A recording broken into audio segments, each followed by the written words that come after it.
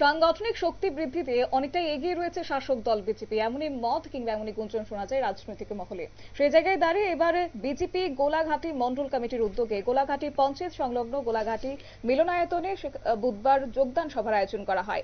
এই যোগদান সভায় 125 পরিবারের 484 জন ভোটার বিভিন্ন দল ত্যাগ করে বিজেপি দলে সামিল হয়।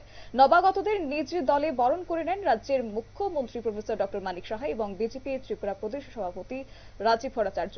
আজকের এই যোগদান সভায় মুখ্যমন্ত্রী মানিক সাহা ছাড়াও উপস্থিত ছিলেন ত্রিপুরা প্রদেশ বিজেপি সভাপতি রাজীব ভট্টাচার্য, রাজ্য বিজেপি সাধারণ সম্পাদক বিপিন দেববর্মা, বিজেপি সিপাহীজলা জেলা সভাপতি বিপ্লব চক্রবর্তী সহ অন্যান্যরা। এই প্রসঙ্গে কি জানিয়েছেন রাজ্যের মুখ্যমন্ত্রী, শুনুন।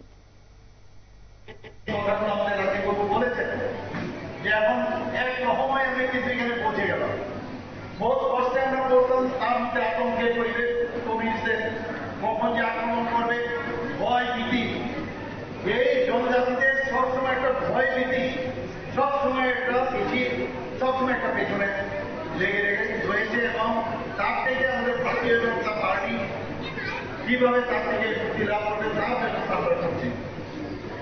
আমরা আমার মনে আছে আমি যখন এই হলের মধ্যে যখন ওই ট্রেনিং প্রোগ্রাম শেষ করলাম, শেষ করার পর বাড়িতে যখন গেলাম আমরা আমাদের কাজে পরে পরবর্তী সময়ে মুখ্যমন্ত্রীর বক্তব্য আপনারা শুনলেন এবং এদিন অবশ্য মুখ্যমন্ত্রীর বক্তব্যে উঠে আসে রাজ্যের উন্নয়নের কথা।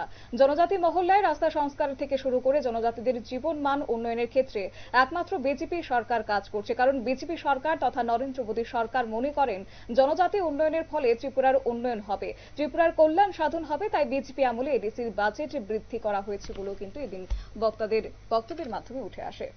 নিয়ে নিচ্ছি ছোট্ট একটি বিজ্ঞাপন বিরতির সঙ্গে থাকুন।